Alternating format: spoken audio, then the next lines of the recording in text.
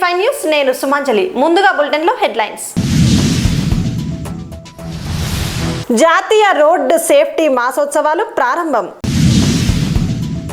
పటాన్చెరులో all India GMR body building championship.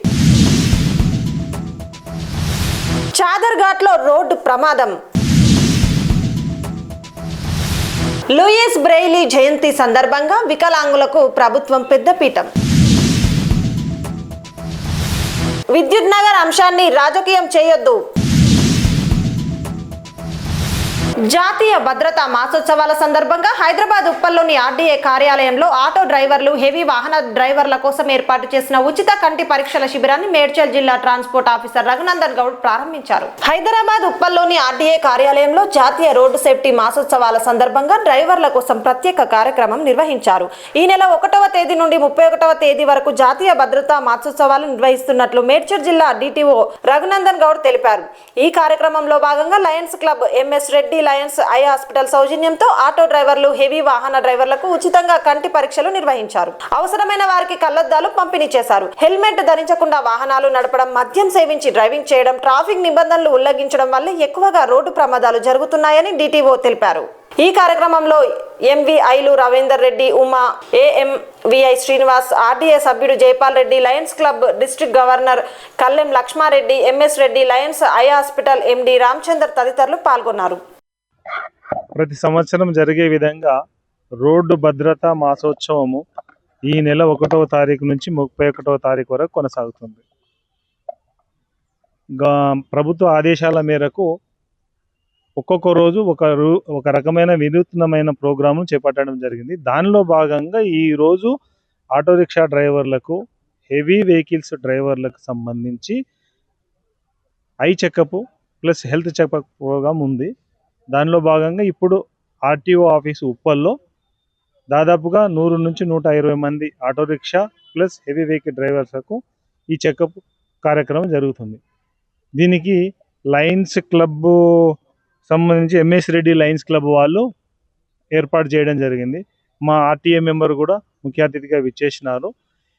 ఈ ప్రభుత్వం చేపట్టే కార్యక్రమాలు ప్రజలలోకి వెళ్ళాలి. ప్రజలలో తద్వారా విచక్షణతో కూడినటువంటి రోడ్డు అవగాహన పెంపొందించబడి వాళ్ళు రోడ్ల మీద యాక్సిడెంట్ కాకుండా ఫ్రీ యాక్సిడెంట్స్ రోడ్లుగా ఉండాలని, యాక్సిడెంట్ల పర్సెంటేజ్ తగ్గించడం ద్వారా మన యొక్క ఎకనమీ బాగుపడుతుందని, కుటుంబాలు బాగుపడుతున్నాయనే ఉద్దేశంతో చేస్తున్నారు. ఇది ప్రతి ఒక్కరూ పాటించాల్సినటువంటి పద్ధతి, నియమము, నిబంధన.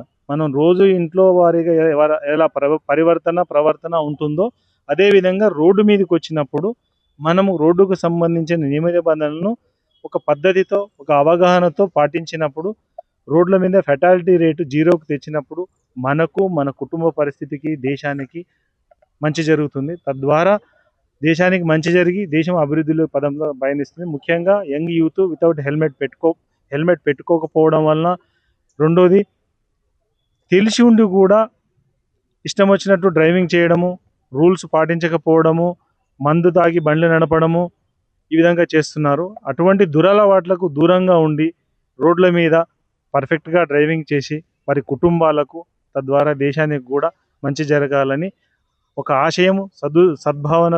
ఆశయంతో గవర్నమెంట్ ఈ ప్రోగ్రాం పెట్టింది.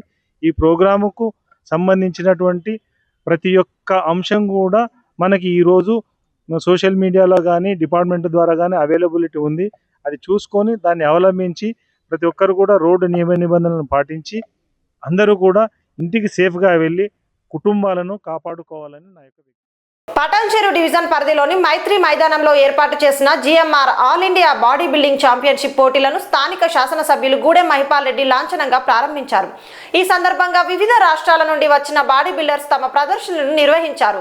అత్యుత్తమ ప్రదర్శన నిర్వహించిన బాడీ బిల్డర్లకు నగదు బహుమతి ట్రోఫీలను అందజేశారు. ఈ సందర్భంగా ఎమ్మెల్యే జిఎంఆర్ మాట్లాడుతూ స్థానిక యువతకు శారీరక దారుఢ్యం, క్రమశిక్షణ, బాడీ బిల్డింగ్ పైన ఆసక్తి పెంపొందించడమే లక్ష్యంగా పోటీలను ఏర్పాటు చేసినట్లు తెలిపారు. వచ్చే నెలలో జాతీయ స్థాయి మహిళా కబడ్డీ పోటీలను నిర్వహించబోతున్నట్లు తెలిపారు. పటాన్చెరు నియోజకవర్గంలో మొట్టమొదటిసారి జాతీయ స్థాయి బాడీ బిల్డింగ్ పోటీలు నిర్వహించడం సంతోషకరంగా ఉందన్నారు. ఈరోజు ఎప్పుడు చేయనటువంటి ఒక స్పోర్ట్స్ను ఎంచుకొని క్రీడాకారులతో చర్చించి ఈరోజు నేషనల్ బాడీ బిల్డింగ్ షో టోర్నమెంట్ను మన దగ్గర నిర్వహించడం జరిగింది. ఇందులో పాల్గొన్న 200 మంది క్రీడాకారులు పాల్గొనడం జరిగింది. వారికి అన్ని సౌకర్యాలు సమకూర్చి మన లడ్డు అండ్ ఉమ్మర్ వాళ్ళ టీం అంతా నెల రోజుల సారి పనిచేస్తూ ఉన్నారు. వారికి ప్రత్యేకంగా ధన్యవాదాలు తెలియజేస్తూ ఉన్నా. దాంతోపాటు వేదికపై ఆశీలైన ఆల్ ఇండియా లెవెల్లో జడ్జెస్, రెఫరీసు, మేనేజర్సు, దానికి సంబంధించిన టెక్నికల్ టీం అందరికీ నేను పేరు పేరున శిరస్సు వంచి నమస్కరిస్తూ ఉన్నా. దాంతోపాటు పటంచెరు నియోజకవర్గ స్థాయిలో ఉన్న వేదిక పైన ఉన్న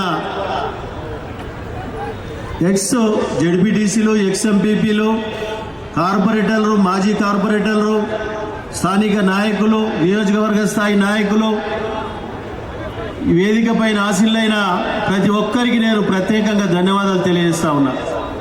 దాంతోపాటు క్రీడాకారుడు మైదానంలో దిగినప్పుడు ఆడియన్స్ లేకపోతే క్రీడాకారుడికి ప్రోత్సాహం దొరకదు. ఇంత పెద్ద ఎత్తున బాడీ బిల్డింగ్ షోను తిలకించడానికి వచ్చినటువంటి ఒక ఆడియన్స్ గిట నేను ప్రత్యేకంగా ధన్యవాదాలు తెలియజేస్తా ఉన్నా. క్రీడాకారులకు ఆడియన్స్ అనేది ప్రోత్సాహం ఇచ్చేది, ఎంకరేజ్ చేసేది మీరే. కాబట్టి ఈ ప్రోగ్రాంను, ఈ బాడీ బిల్డింగ్ షో టోర్నమెంట్ను సక్సెస్, క్రమశిక్షణతో సక్సెస్ చేయాలని చెప్పి మీ అందరినీ ప్రత్యేకంగా కోరుతా ఉన్నా. ఇక్కడ పోలీస్ సిబ్బంది 2 రోజుల నుంచి ఇక్కడ ఈ మైదానాన్ని పరిశీలిస్తూ మా డిఎస్పీ గారు, సిఐ గారు, ట్రాఫిక్ పోలీస్ వారు ఎక్కడ ఇబ్బంది లేకుండా రాత్రి 12 గంటల వరకు ఈ కాంపిటీషన్ జరుగుతుంది. మాజీ సర్పంచ్ ఉపేందర్ గారు, నరసింహగౌడ్ గారు, బాబు గారు వేదికపైకి రావాల్సిందిగా మనవి చేస్తూ ఉన్నా. ఆ విధంగా అందరి ప్రోద్బలంతో, అందరి సహకారంతో ఈ టోర్నమెంట్ నిర్వహించడం జరుగుతూ ఉన్నది. దీన్ని పూర్తి స్థాయిలో మీరు అందరూ సహకరించవలసిందిగా మనవి చేస్తూ ఉన్నా. ఆల్ ఇండియా లెవెల్లో వచ్చిన ప్లేయర్లకు మనము పటంచెరు అంటే చక్కటి క్రమశిక్షణ కలిగినటువంటి ఒక పటంచెరు ప్రాంతము, మైత్రి మైదానంలో టోర్నమెంట్ చేస్తే ఏ విధంగా జరిగింది అనేది ఒక ఆలోచన డిస్కషన్లకు పోవాలి. మనం స్టేట్ మీట్లు చేసినాం, కబడ్డీ చేసినాం, ఖోఖో చేసినాం, చాలా టోర్నమెంట్లు చేస్తూ ఉన్నాం మైత్రి సోదరుల హనుమంత్ రెడ్డి వాళ్ళ టీం ఆధ్వర్యంలో. ఇంకా చాలా టోర్నమెంట్స్ ఉన్నాయి. మనకు నేషనల్, ఆల్ ఇండియా నేషనల్ లెవెల్లో ఉన్న కబడ్డీ మెన్, ఉమెన్ టోర్నమెంట్స్ కూడా తొందరలోనే ఉన్నది. ఆ విధంగా మనము మన ప్రాంతం అంటే మినీ భారతదేశం. 28 రాష్ట్రాలకు సంబంధించిన వారు ఉన్నారు ఇక్కడ. అదర్ కంట్రీస్ వారు కూడా ఉన్నారు ఇక్కడ. మన క్రికెట్లో కానీ, బీడీఎల్ కానీ, ఓడిఎఫ్ కానీ, మన ఫార్మా ఇండస్ట్రీస్లో అదర్ కంట్రీస్ వాళ్ళు గిట చాలామంది ఉన్నారు. మనం చేసే ప్రోగ్రాంను ప్రతి ఒక్కటి క్షుణ్ణంగా వాళ్ళు పరిశీలిస్తూ ఉన్నారు. చాదర్ఘాట్ పోలీస్ స్టేషన్ పరిధిలో ప్రమాదం చోటు చేసుకున్న పెద్ద అపాయం తప్పింది. డీమార్ట్ ఎదుట జరిగిన ఈ ఘటనలో ఆటో టైర్ పేలడంతో వెనుక నుంచి వస్తున్న కారు 2 ఆటోల్ని ఢీకొట్టింది. చాదర్ఘాట్ పిఎస్ పరిధిలోని డీమార్ట్ ఎదురుగా పిల్లర్ నెంబర్ A1460 మలుపు వద్ద ఈ ఘటన చోటు చేసుకుంది. వేగంగా ప్రయాణిస్తున్న ఒక ఆటోకు అకస్మాత్తుగా టైర్ పేలింది. దీంతో నియంత్రణ కోల్పోయిన ఆటోను వెనుక నుంచి వస్తున్న కారు ఢీకొట్టగా అదే సమయంలో మరో ఆటో కూడా ప్రమాదంలో చిక్కుకుంది. ఆటోలో చిన్న పిల్లలతో పాటు కుటుంబ సభ్యులు ప్రయాణిస్తున్నప్పటికీ అదృష్టవశాత్తు ఎవరికి ఎలాంటి ప్రాణహాని లేదా గాయాలు కలగలేదు.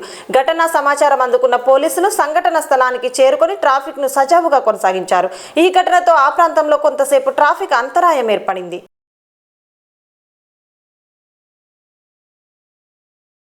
అంధ విద్యార్థుల అభివృద్ధికి రాష్ట్ర ప్రభుత్వం కీలక నిర్ణయం తీసుకుంది. వచ్చే విద్యా సంవత్సరం నుంచి అంధ విద్యార్థులకు ప్రభుత్వ ఇంటర్, డిగ్రీ కళాశాలను అందుబాటులోకి తీసుకువస్తామని మంత్రి అడ్లూరి లక్ష్మణ్ కుమార్ ప్రకటించారు. అంధత్వాన్ని జయించి అందులకు అక్షర జ్ఞానాన్ని ప్రసాదించిన మహనీయుడు లూయిస్ బ్రెయిలీ జయంతి వేడుకలు మలక్పేటలోని వికలాంగుల సంక్షేమ శాఖ కార్యాలయంలో ఘనంగా నిర్వహించారు.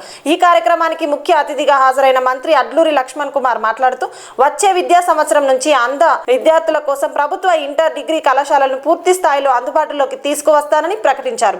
బ్రెయిలీ లిపి ద్వారా అంధులు ఎంతో సులభంగా చదువుకోవడం సాధ్యమైందని, ఈ లిపిని నేర్చుకుని అనేక మంది అంధులు విద్యావేత్తలుగా, శాస్త్రవేత్తలుగా, సంగీత కళాకారులుగా వివిధ రంగాల్లో రాణిస్తున్నారని తెలిపారు. ఈ కార్యక్రమంలో వికలాంగుల శాఖ సెక్రటరీ అనితా రామచంద్రన్, డైరెక్టర్ శైలజ తదితరులు పాల్గొన్నారు.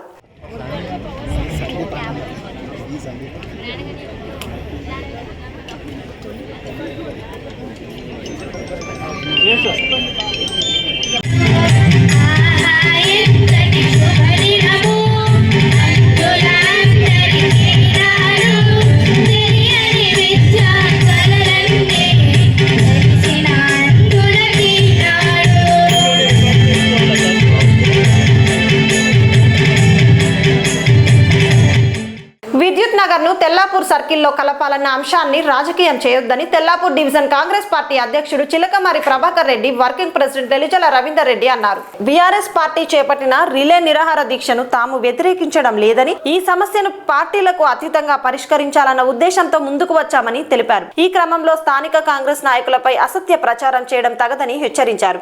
హైదరాబాద్ అభివృద్ధిలో భాగంగా తెల్లాపూర్ మున్సిపాలిటీని జీహెచ్ఎంసీలో కలపడం ఆనందకరమని పేర్కొన్నారు. భారతీనగర్ డివిజన్లో వార్డు మెంబర్లు ఉండడం, ఆన్లైన్ సేవల ద్వారా ప్రజలకు పనులు సులభంగా జరుగుతున్నాయని, ఎంఐజీ అభివృద్ధి కోసం పార్టీలకు అతీతంగా పోరాడేందుకు కాంగ్రెస్ సిద్ధంగా ఉందని స్పష్టం చేశారు. ఈ ప్రెస్ మీట్ లో కాంగ్రెస్ నాయకులు, కార్యకర్తలు, ఎంఐజీ ఫేజ్ 2 నివాసితులు పాల్గొన్నారు. ఇక్కడ కూడా ఇన్ఫర్మేషన్ లేదు, ఇది సత్యము. మరి ఇక్కడ మాకు ఉటావుటిన తెలవగానే ఈరోజు మేము మధ్యాహ్నం అందరం కూర్చొని మరి ఈ కార్యక్రమానికి మేము కూడా ప్రెస్ మీట్ పెట్టాలనే ఉద్దేశంతో ఈరోజు విద్యుత్ నగర్ కాలనీ లైబ్రరీ దగ్గర మరి ఈ ప్రెస్ మీట్ మిమ్మల్ని కూడా పిలవగానే మీ అందరు కూడా మా మీద ప్రేమతోటి దయదర్శి పత్రికా మిత్రులు, ఎలక్ట్రానిక్ మిత్రులు అందరూ కూడా మీరు ఇంత మాకు సమయాన్ని ఇచ్చి మేము చెప్పబోయే ఈ ప్రెస్ మీట్ కార్యక్రమాన్ని మీరు ఎక్కడ చేస్తున్నారో మేము మీకు ప్రత్యేకంగా శిరస్సు వంచి నమస్కరిస్తున్నాం కాంగ్రెస్ పార్టీ తరఫున.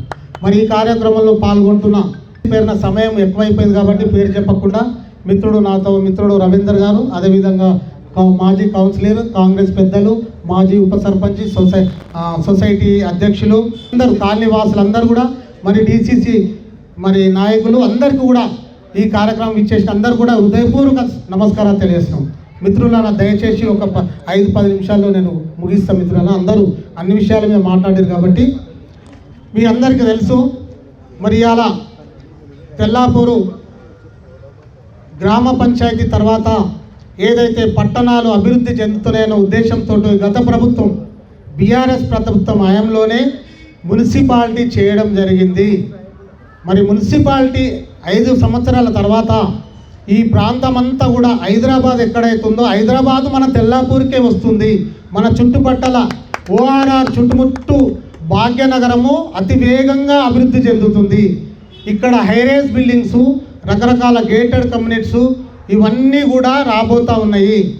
మరి మేమందరం కూడా బీఆర్ఎస్ నాయకులు కానీ మేము కూడా అందరం కూడా ఈ రాబోయే రోజుల్లో మరి లక్షల జనాభా, మరి ఇక్కడ దాదాపు 2 లక్షల ఓటర్స్ రాబోతున్నారు అనే ఉద్దేశంతో వాళ్ళు లెటర్ ద్వారా ఇవ్వడం జరిగింది. మేము మా నాయకుల దగ్గరికి, ఆఫీసర్ దగ్గరికి మేము కూడా అందరము పోయి మేము కూడా అడగడం జరిగింది. మరి వారు ఒకటే చెప్పారు. మేడ్చల్ మల్కాజ్గిరి జిల్లాలో న్యాయ వ్యవస్థకు మరింత చేరువగా ఉప్పల్ కోర్టు కాంప్లెక్స్ అందుబాటులోకి వచ్చింది. మేడుపల్లిలో ఏర్పాటు చేసిన ఈ కోర్టు కాంప్లెక్స్ లో నేటి నుంచి అధికారికంగా కేసుల కార్యకలాపాలు ప్రారంభమయ్యాయి. మేడ్చల్ మల్కాజ్గిరి జిల్లా మేడిపల్లిలో ఏర్పాటు చేసిన ఉప్పల్ కోర్టు కాంప్లెక్స్ లో నేటి నుంచి కేసుల విచారణలు ప్రారంభమయ్యాయి. ఈ కోర్టు కాంప్లెక్స్ లో 4, 5, 6 నంబర్ల 3 జూనియర్ సివిల్ జడ్జి బెంచ్ల ద్వారా సుమారు 16,000 పెండింగ్ కేసులు పరిష్కారం దిశగా సాగనున్నాయి. ఉప్పల్ కోర్టు కాంప్లెక్స్ ప్రారంభం కావడంతో పలువురు న్యాయవాదులు హర్షం వ్యక్తం చేస్తున్నారు.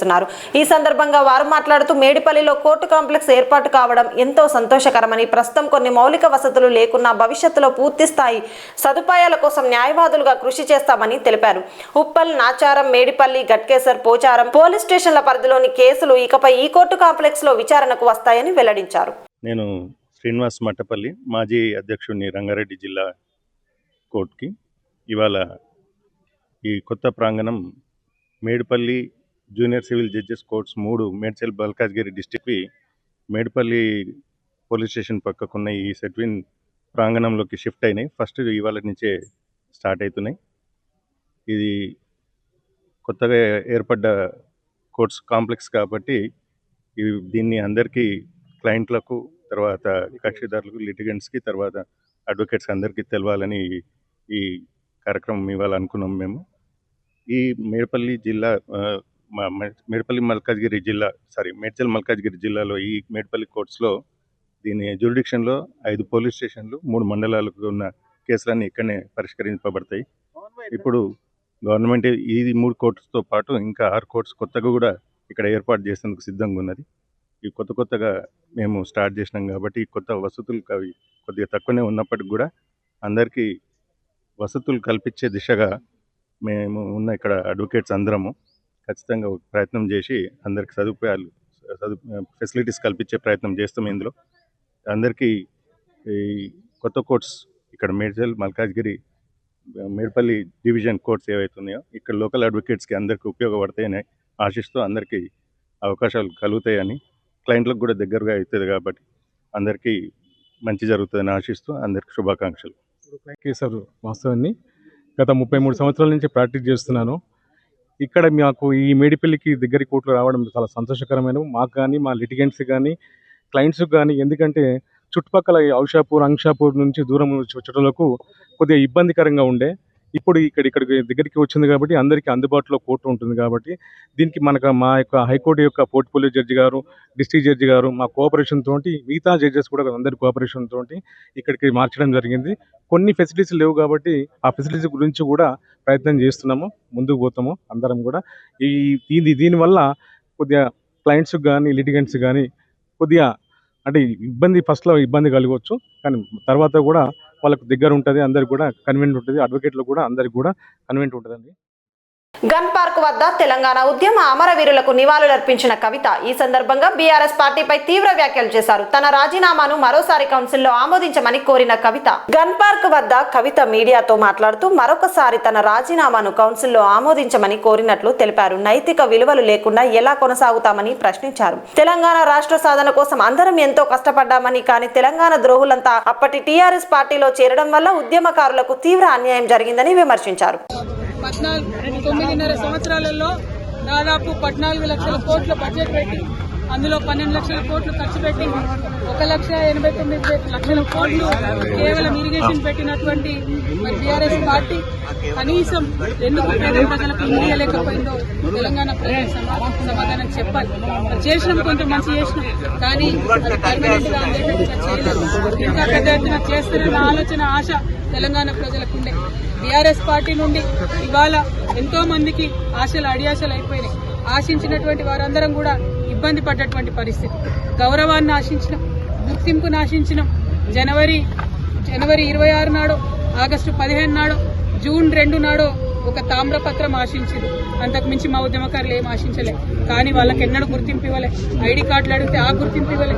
వాళ్ళని కాదని కాంగ్రెస్ పార్టీని గెలిపిస్తే వచ్చినటువంటి కాంగ్రెస్ పార్టీ కూడా గత 2 సంవత్సరాలుగా మరి ప్రజలను, ఉద్యమకారులను, మహిళలను, ముఖ్యంగా నిరుద్యోగులను విపరీతంగా మోసం చేస్తూ వస్తున్నాయి. ఈ 2 పార్టీలు కూడా తెలంగాణ ప్రజలను గత 12 ఏళ్లలో మభ్యపెట్టిండ్రు, మోసం చేసిండ్రు తప్పితే ఒరిగింది ఏమీ లేదు. అందుకే ఈ రాష్ట్రంలో తెలంగాణ పేరును తనలో నింపుకున్నటువంటి, తెలంగాణ ప్రజల యొక్క రాజకీయ అస్తిత్వాన్ని కాపాడేటటువంటి పొలిటికల్ పార్టీ రావాల్సినటువంటి అవసరం ఉన్నది. తప్పకుండా తెలంగాణ జాగృతి ఒక పార్టీగా ఎదుగుతుంది, పొలిటికల్ పార్టీగా ఎదుగుతుంది. ఈ పార్టీ మరి తెలంగాణ ప్రజల పక్షాన నిలబడి పనిచేస్తుందని కూడా ఈ సందర్భంగా నేను తెలియజేస్తా ఉన్నాను. మరి పార్టీ ఎప్పుడు ఏంది, విధి విధానాలు ఏందన్న అన్ని చిన్న చిన్న సాంకేతిక అంశాలు. కానీ రాబోయే అసెంబ్లీ ఎన్నికలలో తెలంగాణ ప్రజల పక్షాన నిలబడి పోటీ చేయడానికి, నిలబడి వారి యొక్క హక్కులను కాపాడడానికి, ప్రజల పక్షాన పనిచేయడానికి తెలంగాణ జాగృతి ఒక శక్తిగా ఖచ్చితంగా చట్టసభల్లో తిరిగి అడుగు పెడుతుందనే విషయాన్ని ఎటువంటి అనుమానం లేకుండా నేను ఇవాళ తెలియజేస్తా ఉన్నాను. నేను ఆహ్వానం పలుకుతా ఉన్నాను మా లెఫ్ట్ పార్టీ సోదరులకు, మావోయిస్ట్ సింపథైజర్లకు, మావోయిస్టులకు, ఎవరైతే మనుగడ సాగించలేకపోతా ఉన్నారో, ఎవరైతే కొత్త రాజకీయ శక్తులు రావాలి ఈ రాష్ట్రంలో ఆలోచిస్తున్నారో, ఎవరైతే ప్రజాస్వామ్యబద్ధంగా పనిచేసే పార్టీ రావాలనుకుంటున్నారో రండి. ఒక ఆడబిడ్డగా నేను ముందడుగేస్తున్నా, నాకు మద్దతు ఇవ్వండి. నేను మా విద్యార్థి లోకాన్ని పిలుస్తా ఉన్నా, ఇంతవరకు ఫీజు రియంబర్స్మెంట్ రాని మీరు పిడికిలు బిగించండి, జాగృతిలో చేరండి, పోరాటం చేయండి. మా నిరుద్యోగ యువకులకు నేను పిలిపిస్తా ఉన్నా, మీకు ఒక కొత్త రాజకీయ వేదిక వస్తుంది. మీ పక్షాన నిలబడి కొట్లాడడానికి, ఉపాధి అవకాశాలు కల్పించడానికి, మీకోసం పనిచేయడానికి ఒక కొత్త రాజకీయ వేదిక ఈ రాష్ట్రంలో రాబోతా ఉంది. అందరికన్నా ఎక్కువ మా ఆడబిడ్డల్ని కోరుతా ఉన్నా. ఒక ఆడబిడ్డగా తెలంగాణ రాజకీయ అస్తిత్వాన్ని కాపాడడం కోసం, మన ఆడబిడ్డల హక్కులు కాపాడడం కోసం నేను ముందడుగేస్తా ఉన్నాను. నన్ను దీవించండి. ఆశీర్వదించండి, నాతో పాటు నడవండి.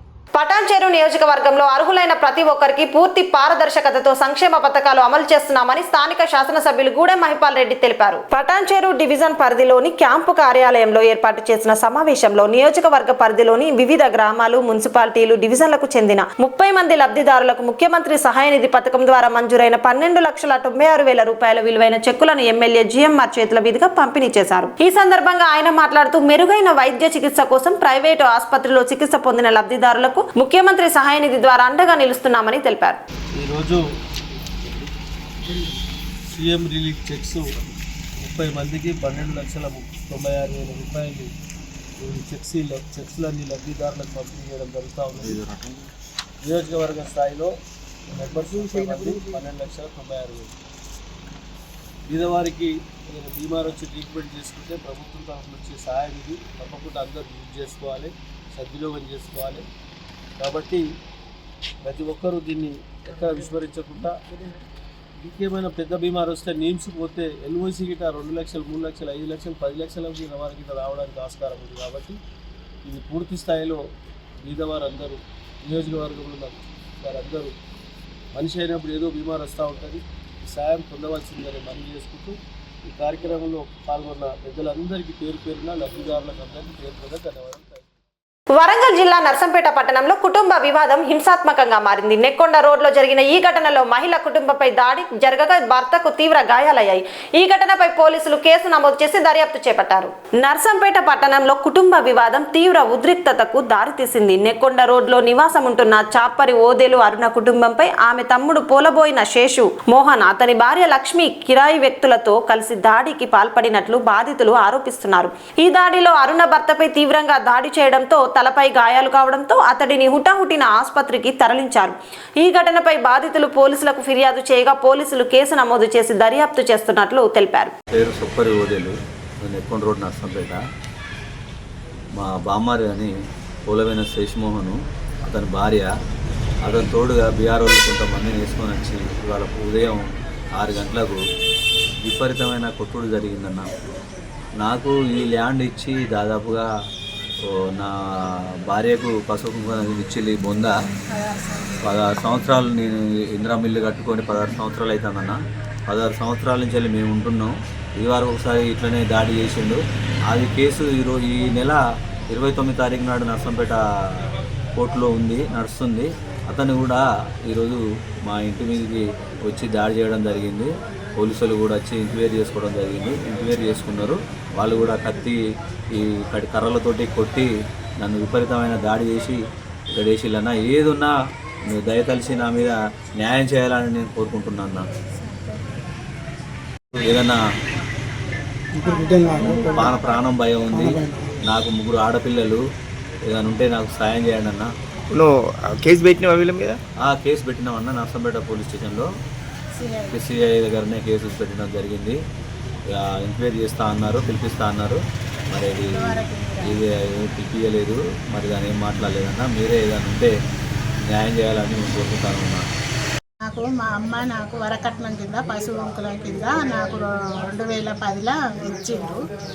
నాకు ఇందిరా మిల్లు వచ్చింది. ఇందిరా మిల్లు కట్టుకొని ఉంటానా. ఉన్న తర్వాత మళ్ళీ మధ్యలో మా బిడ్డ పెళ్ళి అయింది. బిడ్డ పెళ్ళి అయినప్పుడు చిన్న గొడవ అయితే మా ఇంట్లోకి వెళ్ళి కాల్ చేయండి అని అన్నారు. అన్న తర్వాత మేము చేయమని మేము అన్నాము. అన్న తర్వాత పోయి కేసు పెట్టిండ్రు. కోర్టులో కేసు నడుస్తుంది. మళ్ళీ మధ్యలో ఒకసారి వచ్చి మా భర్తను బాగా కొట్టిపోయిండ్రు. అప్పుడు 20 మందిని తీసుకొని వచ్చిండ్రు, కొట్టిండ్రు, పోయిండ్రు. మళ్ళీ ఈరోజు మొన్న పెద్ద మనుషుల కాడికి పిలిపించిండ్రు. ఆడ మాట్లాడుతానని అన్నారు. మీరు సెటిల్ చేసుకొని పెద్ద మనుషుల కాడ కూర్చొని అని అన్నారు. మాట్లాడతామని సరే అన్నాము. 15 రోజులు అవుతుంది. 15 రోజులు అయిన తర్వాత ఇప్పుడు మళ్ళీ వాళ్ళు బీహార్ వాళ్ళు ఎవరో తెలియదు, వాళ్ళకు తెలుగు అయితే వస్తలేదు. వచ్చిండ్రు డైరెక్ట్ మా తమ్ముడు మా మర్దలు మొదలు వచ్చారు. తర్వాత వాళ్ళు 10 మంది వచ్చిండ్రు. వచ్చి నా భర్త ఇంట్లో పండుకున్న భర్తనే పిలిచి ఇంట్లోకి పోయి ఇంట్లో అంతా సామాన్ బాలకు కొట్టి సెల్లు తీసుకొని నా భర్తను కత్తి తీసుకొని కత్తితోటి కట్టెలతోటి తల బలకు కొట్టిండ్రు. బాగా గాయాలు చేసిండ్రు. రక్తం బాగా అయింది. ప్రాణ భయం ఉన్నది. మీరే మమ్మల్ని కాపాడాలి, మమ్మల్ని రక్షించాలి. మీరే నెక్కొండ రోడ్లో వాళ్ళు కుటుంబంతో సహా నివాసం ఉంటున్నారు. వారికి వాళ్ళ తల్లిదండ్రులు పసుపు కుంకుమ కింద 180 గజాల భూమిని ఒక 15 సంవత్సరాల కిందట వాళ్ళ తల్లిదండ్రులు వరకట్నం కింద ఇచ్చారు. దాంట్లో ఆమె ఇందిరమ్మ ఇల్లు కట్టుకొని నివాసం ఉంటుంటే వాళ్ళ తమ్ముడు ప్లస్ వాళ్ళ మరిది శేషుమోహన్ ప్లస్ లక్ష్మి వీళ్ళిద్దరూ ప్లస్ కొద్దిమంది వేరే కిరాయి ఉండాలని అంటున్నారు. ఒక 5-6 కలిసి ఒక ఆటోలో వచ్చేసి ఇల్లు మాది ఇది, మా తండ్రి మా అమ్మ నాన్న నీకు ఇవ్వలేదు, బలవంతంగా లాక్కున్నావు, ఇది మాకు కూడా వాటా వస్తుందని చెప్పేసి ఆ ఇల్లు ఖాళీ చేయించే ప్రయత్నంలో వాళ్ళ మీద దాడి చేశారు. కత్తితోటి అతనిపై తలపై కొట్టడంతో తలపై తీవ్రమైన గాయాలైనాయి. హాస్పిటల్కు తీసుకెళ్లారు. అతని ఫిర్యాదు మేరకు వీళ్ళ మీద కేసు నమోదు చేసేసి నిందితుని కూడా శేషమోహన్ కూడా అదుపులో తీసుకున్నాం, రిమాండ్ చేస్తున్నాం. గతంలో ఇది కోర్టులో కేసు ఉంది వాళ్ళిద్దరి మధ్యలో ఈ అరుణ ప్లస్ శేషమోహన్ మధ్యలో కోర్టులో వివాదం నడుస్తుంది. దాంట్లో కోర్టు నాకు తీర్పు ఇచ్చింది అని చెప్పేసి తను శేషమోహన్ అంటున్నాడు. బట్ అయినా కూడా అతను వేరే వ్యక్తులతోటి పోయి దాడి చేయడం అనేది తప్పు. అతనికి రైల్వే ఓవర్ బ్రిడ్జ్ నిర్మాణ పనుల సమయంలో ప్రజలకు ఎలాంటి ఇబ్బందులు కలగకుండా చర్యలు తీసుకుంటున్నట్లు అధికారులు తెలిపారు. చేగుంట మెదక్ వెళ్లే మార్గంలో చేపట్టిన రైల్వే ఓవర్ బ్రిడ్జ్ నిర్మాణ పనులపై అధికారులు ప్రజలకు అవగాహన కల్పించారు. Toopran DSP Narender Goud, Toopran RDO Jayachandra Reddy railway అధికారులతో కలిసి చేగుంట మండల ప్రజాప్రతినిధులు స్థానిక అధికారులతో సమావేశమై ప్రజలకు అవగాహన సదస్సు నిర్వహించారు. ఈ సందర్భంగా రైల్వే ఓవర్ బ్రిడ్జ్ పనుల సమయంలో ప్రయాణికులకు ఎలాంటి అసౌకర్యాలు కలగకుండా అవసరమైన దారి మళ్లింపు చర్యలను ముందస్తుగా సిద్ధం చేసి అమలు చేయాలని సంబంధిత అధికారులతో చర్చించారు. ప్రత్యామ్నాయ మార్గాలు, ట్రాఫిక్ నియంత్రణ, భద్రతా చర్యలపై ప్రజలకు స్పష్టమైన సమాచారం అందించాలని సూచించారు.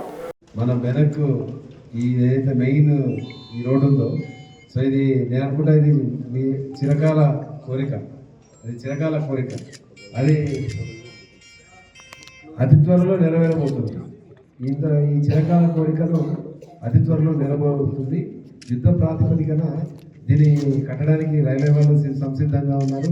తర్వాత మిగతా ఆల్ డిపార్ట్మెంట్స్ అన్నీ కోఆపరేట్ చేయడానికి ఉంటాయి. సో ఇది ఒక ఫైనల్ స్టేజ్కి వస్తుంది కాబట్టి ముఖ్యంగా ప్రజలు, ప్రతినిధులు ఎవరైతే లబ్ధిదారులు ఉన్నారో చేగుంట తర్వాత శంకరంపేట తర్వాత ఇండస్ట్రీస్ తర్వాత లబ్ధిదారులు అట్ ద సేమ్ టైం ఏంటంటే కొద్దిగా ఇన్కన్వీనియన్స్ కూడా అందరికీ అవుతుంది. అందరికీ ఇబ్బంది. మరి పక్కనే పోలీస్ స్టేషన్ ఉంది, మేము కూడా పెద్ద బాధితులమే అవుతాం. పక్కనే పోలీస్ స్టేషన్, దాన్ని అంతా తిరుక్కుంటూ రావాలా. తర్వాత ఇంకెట్లుంటాయి కాన్సిక్వెన్సెస్, పోలీస్ స్టేషన్కి వచ్చే ప్రధానికం కానీ పబ్లిక్ కానీ కంప్లైంట్స్, ఇంకా మిగతా ఇష్యూస్ ఇవన్నీ కూడా ఉంటాయి, అందరికీ కూడా ఉంటుంది. సో అందరూ ఒకసారి అందరికీ సెన్సిటైజ్ చేసి ఇట్లా జరగబోతుంది, ఇట్లా ఉంది అనేసి మాకు కొన్ని ఆలోచనలు ఉన్నాయి. ఇది ఒక సమిష్టి నిర్ణయం. ఎందుకంటే ఈ నిర్ణయం దీనివల్ల అట్లీస్ట్ ఏంటంటే ఇట్ విల్ టేక్ 1.5 year అని చెప్పేసి వాళ్ళు చెప్తున్నా కూడా మనం ఇంకో 6 నెలలు అటు అనుకున్నా కూడా 2 సంవత్సరాల లోపు ఖచ్చితంగా అయిపోవడానికి వాళ్ళు అంటే పూర్తి అష్యూరెన్స్ ఇస్తున్నారు. తొందరగా కూడా కావాలని చెప్పేసి మా వాళ్ళని కూడా కోరుకుంటాం. బులెటిన్ ముగించే ముందు హెడ్లైన్స్ మరోసారి.